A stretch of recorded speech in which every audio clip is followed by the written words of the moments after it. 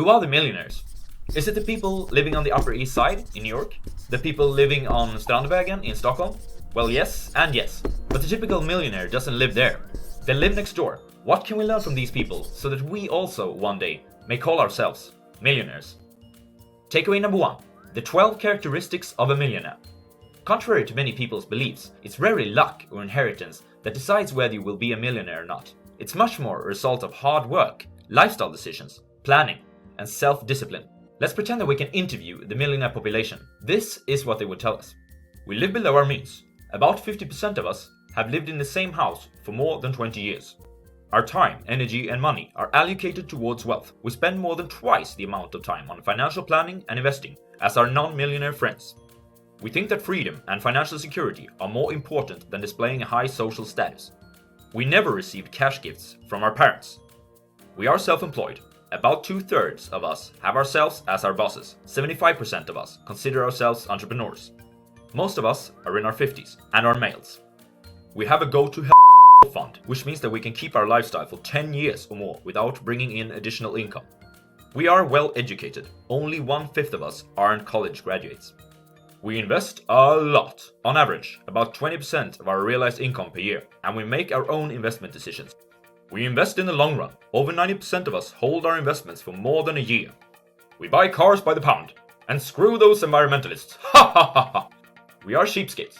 In a good way, we would argue. Takeaway number 2. Play defense. Let's do a quick quiz. Does your household operate on an annual budget?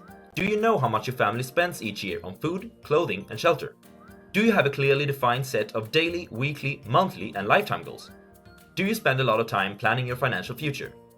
Did you answer yes to all the above? Millionaires, to a greater extent than others, do. Now you probably think, hold on a second, why would someone who's a millionaire need a budget? To that, the answer is because they became millionaires that way, and they maintain their affluent status the same way. A parallel could easily be drawn to training. Have you seen all the YouTubers who go to the gym every day? They are the ones who seems not to need it, right? But that's why they are fit. Becoming and staying financially independent is not much different from that. So, how do you play great defense then? For starters, you should buy or rent a house in a modest neighborhood, not an upper class one. The price tag of an apartment on Manhattan, for instance, even though, I know, it's stunning, does not factor in all the variables. To live there, it's expected that you have a certain lifestyle. This lifestyle might be even more expensive in the long run than the apartment itself. Live in a modest, but safe area instead, and you will find it easy to keep up and even stay ahead of the Joneses and still accumulate wealth. In general, spend as little as possible on consumables and spend smart on possessions that will depreciate in value. To be honest, most millionaires do both. They have a decent offensive as well as quality defense, but only a minority play such good offensive that they can eat their salary and keep it too. If you don't belong to that category, which only 0.1% of us do anyway, learn how to play defense. Takeaway number 3, the true cost of consumption. Let's disregard all the costs that a certain purchase might result in later, as explained through the apartment on Manhattan example in our last takeaway. The price tag still does not fully represent what you pay when buying something. There are 2 reasons as to why this is not true. 1. The opportunity cost, the monetary one. An opportunity cost is the loss of other alternatives when one of them is chosen. Let's pretend that you had an iPhone 6 in November 2017. Now, if you're like most people, you upgrade your phone every second year or so. So now you're thinking about the new iPhone X. Even though the price tag was hard to swallow to begin with, seriously, $999 for a phone? You haven't yet factored in opportunity costs. If you choose to buy the iPhone X, you miss the opportunity to invest your money, for instance, in the stock market. At an annual 10% in returns, the price of your new phone is $2,591 after 10 years, $6,720 after 20 years, $117,000 after 50 years. Now, do you still want to buy that new phone? Cigarettes. Yeah. It's a cliche, I know, are an even greater example. At least, your iPhone X doesn't affect your life expectancy negatively. If you would have, instead of smoking 3 packages of cigarettes every day, invested the money in the tobacco company Philip Morris during the time period of 1950 to 1996, you would have been a multi-millionaire at the end of the period. 2. The opportunity cost of time. To acquire and maintain large inventories of luxury goods, such as fancy cars, expensive clothing, and so on, does not only require money, but also a lot of time. You don't buy a Ferrari without first studying the market. Neither can you keep a high-profile wardrobe without investing a lot of time in understanding the latest trends, the greatest brands, and so on. This is time that could have been used to increase your financial intelligence, to improve your business, or to set up a proper budget for your household instead. Time and energy are finite resources, even for high-income producers, or perhaps especially for high-income producers. Why would you spend 60 to 80 hours a week at a job trying to become wealthy, and then spend the remaining few hours of the week ruining the same wealth? It's like trying to build a house during weekdays, but then bringing in the wrecking ball on the weekends. Do you think that you'll ever be able to raise a house with that strategy? Takeaway number 4. Cash gifts are bear favors. A bear favor is a Swedish expression of someone doing another person a service that they think will have a positive impact, but which ends up being a disservice instead. Well, I guess the English expression for it is just disservice. Takeaway number 4. Cash gifts are disservices? Nah, every wealthy parent, or actually every parent, wants their children to be prosperous and successful in life. How do wealthy parents make sure that their kids get a head start? Well, they provide them with extra money, of course. This proves to be counterproductive though. In fact, in general, the more dollars adult children receive, the fewer they accumulate. Adults who sit around waiting for the next injection of father and mother's money are much less productive than their counterpart.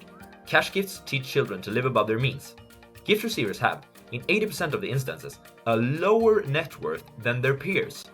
Adults who get money from their parents have a hard time to distinguish between their parents' wallet and their own. In fact, more often than not, they think that they belong to the I did it on my own club. It's much easier to spend other people's money than dollars that are self-generated. So, in case you're wondering, what can you give your kids that will increase their likelihood of becoming prosperous and successful? The single most common gift that millionaires receive from their parents is tuition. Apart from that, try to create an environment where independent thoughts are cherished and where achievements, responsibility, and leadership are rewarded. Yes, the best things in life are often free. Takeaway number 5. How to decide if you are on the right track. Now, are you on your way to become financially independent? Or are you actually going in the opposite direction, towards a life of credit cards and Spotify freemium accounts? Your expected net worth can be estimated using the following formula. Age times realized yearly pre-tax income divided by 10 equals net worth. Exclude any inherited wealth, both on the yearly pre-tax income and your net worth. Let's take a few examples. The Swedish Prime Minister, Stefan Löfven, earned approximately $220,000 last year at an age of 61. This means that his net worth should be 61 times 220,000 divided by 10, which is $1,342,000. An engineer at Volvo, who recently was promoted to the rank of middle manager, is earning $70,000 at the age of 30. His net worth should be 30 times 70,000 divided by 10, $210,000. A student at Stockholm School of Economics is in his last bachelor year of study. He's 23 years of age, but earns nothing. This means that his net worth should be 23 times 0 divided by 10... Oh well, I guess that the formula doesn't apply to students. Hooray! Students can just keep on partying every night. Now, this is just your expected net worth, but you guys aren't here to be average, am I right? Above the ranks of the average accumulators of wealth are the prodigious accumulators of wealth. If you want to be a part of that exclusive club, you must gather a fortune that is twice the amount of what the formula suggests. But it doesn't end here. Above this exclusive group are the super prodigious accumulators of wealth. To join this club of glorious elites, you must have a wealth that is 10 times higher than the formula explained before. Now that requires dedication. If you are, on the other hand, only worth half of what the formula says that you should be worth, you belong to the under-accumulators of wealth. Calling out to the competitive person inside you, I have one thing to tell you. Friend, it's time for us to get you on the right track. Here's a quick recap. First, becoming a millionaire is the result of hard work, lifestyle decisions, planning, and self-discipline, not inheritance or luck. The second takeaway is that you must play a great defense to accumulate wealth. Takeaway number 3 is that opportunity costs, both in terms of money and time, should be added to estimate the true cost of a purchase.